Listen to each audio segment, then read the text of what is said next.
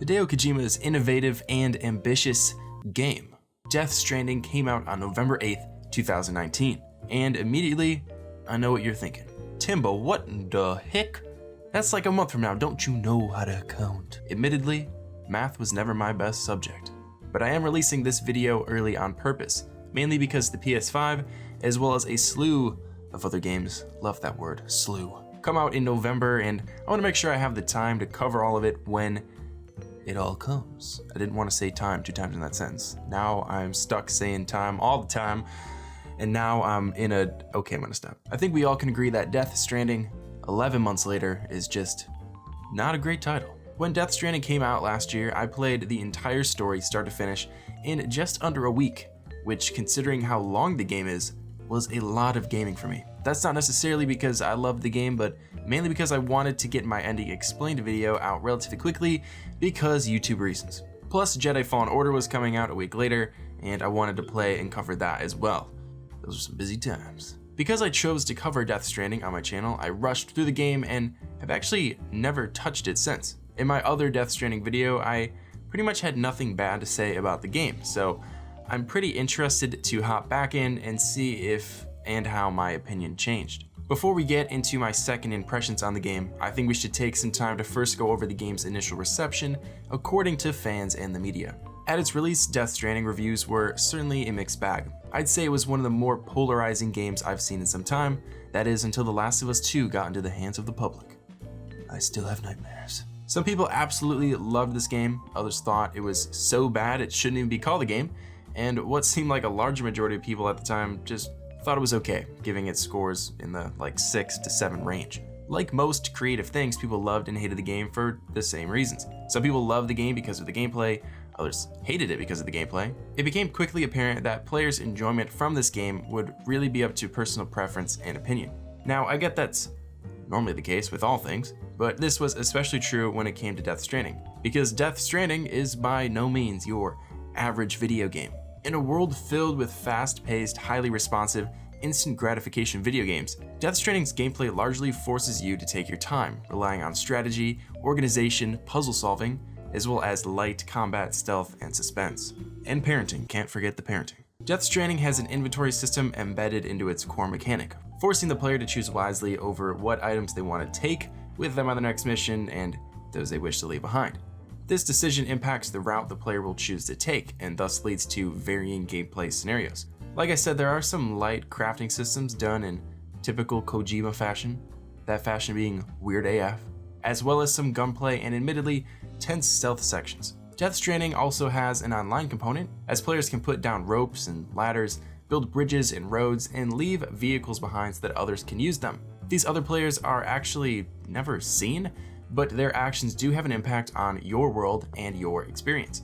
Earlier this year, after being a PS4 exclusive for some time, Death Stranding hit the PC market and moved to Steam, where it has overwhelmingly positive reviews. Death Stranding also took home a handful of awards in 2019, including Best Game Direction, Best Performance, Excellence in Musical Score, and Outstanding Technical Achievement. In all honesty, it looks like Death Stranding has gotten better with age. Maybe not like fine wine, but pretty good. Which I have to admit is a little surprising for a game that has had no DLC or major changes since it originally came out. Since most of Death Stranding didn't change over the course of 11 months, neither have a lot of my opinions. I'm going to get into the gameplay for sure at some point, as it is the most divisive aspect of Death Stranding, but I do want to call some other things to attention. The visuals and world of Death Stranding is hands down one of my favorites in all of gaming. The art style, the lore of the universe, the musical score, the performances, the enemies, Death Stranding, and yes, all of its baby weirdness is amazing. There is something about this universe that is so incredibly gripping, despite, like I said, it being a total meme at times. The characters Sam encounters all have engaging backstories that I enjoyed learning about. Sam himself was a protagonist I cared about, as well as his relationship with BB. And on top of that, the universe itself, extinction entities, timefall, beach things, it is all really freaking cool. The story of Death Stranding, as covered earlier on my channel, is yes, very confusing, but also just really solid. I know I said that I played through the game as quickly as I could to get a video out, but I'd be lying if I said I wasn't also genuinely invested in the story.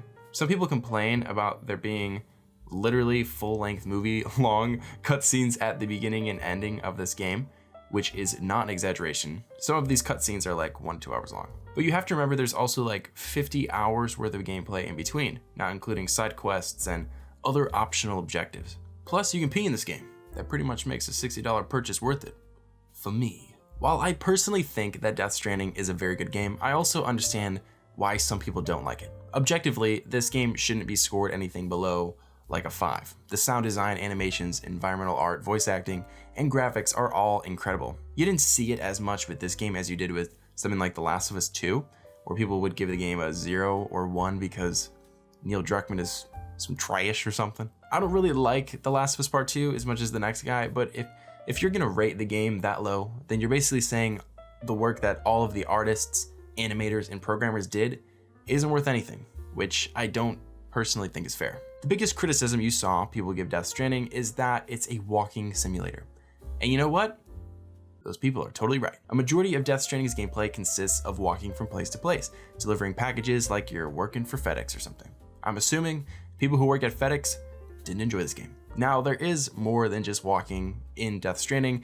There's strategy behind your inventory and what to bring and what to leave behind. Like I said, there are vehicles in Death Stranding. There's a wide variety of things to build to reach your location faster and more efficiently. There are controls put in place to help keep the player balanced.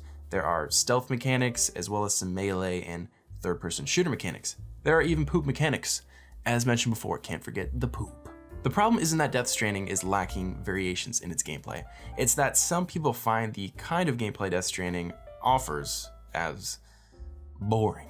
Everyone is entitled to their own opinion. People are free to think Death Stranding is boring. People are free to think that any game is boring. However, with Death Stranding specifically, I think there's a pretty clear reason as to why so many people find the game underwhelming. Today we live in a fast-paced, instant gratification world.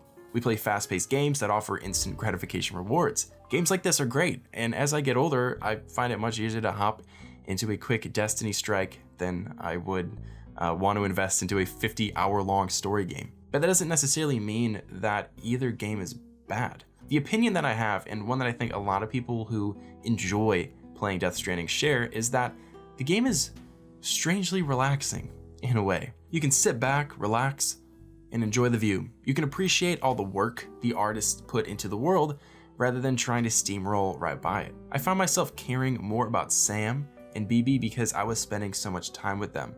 The fact that Sam is really just a delivery man with a few ways to defend himself makes interactions with enemies even more frightening and tense. With every delivery I made, I could see the subtle process taking place as Sam bridges the United States back together. I felt like the work I was doing was meaningful, which I'm sure played a huge role in getting me to the end of the game. So few games are able to get the player invested in what they're doing. If a game can make the player care about what's going on with the characters and the world, they'll do just about anything.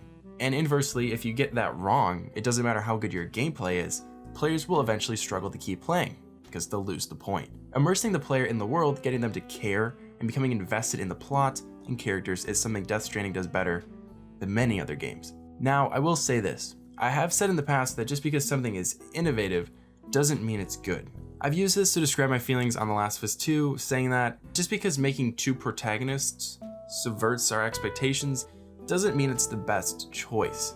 That doesn't mean that making a game where the player controls two different characters on opposing sides never works. You can look at Star Wars Squadrons, a game that came out a few weeks ago, as an example.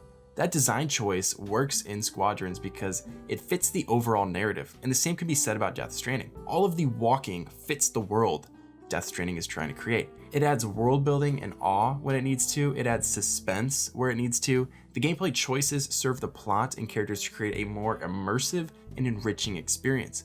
And as weird as it sounds, the times in Death Stranding where you're forced to fight some giant monster is what makes things feel off and kind of generic.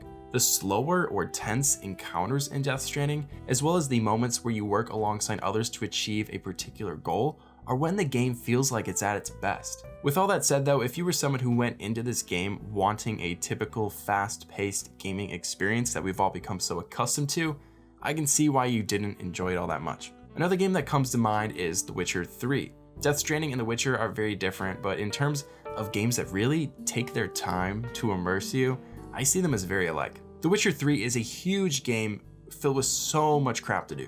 Mere side quests could take hours at a time if you decided to talk to all the NPCs and were on a hard difficulty and had to strategize how you will fight whatever ugly monster you're gonna fight. In my playthrough a few years ago, there were many times where I just couldn't stand to sit there and talk in all these long conversations one after the other, but there were also times where I couldn't get enough of it. In time, I found that it wasn't the game being slow and boring, but it was me being too impatient to soak in all it had to offer. I think Death Stranding works in the same way. Yes, I don't think I would have liked this game 8 years ago, or, the only video games I would play would be Madden when I'd get it for my birthday from Grammy. That didn't actually happen. And yes, there are times where I think we all don't want to read and listen to everything inside a game. We want action, we want rewards, and since a lot of us don't have the time available, we want it now. But I think Death Stranding does have an amazing world and story to offer, and I still feel that way a year later. Sure, it's not the greatest game ever made, I'm not saying that, but I think there is something to be said about a game that tries to be so anti-game and actually pulls it off. Instead of making something fast-paced, it forces you to take it slow. Instead of killing bad guys and ripping each other apart, it makes you work with strangers to bring people together. And that works in the gameplay as well as its story. Okay, that's enough deep talk for me. If you haven't played Death Stranding in a long time, go check it out, I guess. Do what you want, okay? Maybe you'll like it more if you give it another chance. Or not. Let me know in the comments below. If you enjoyed this video, please leave me a like. If you're new to the channel, make sure to subscribe. Thank you all so much for watching, and as always, I'll see you in the next one.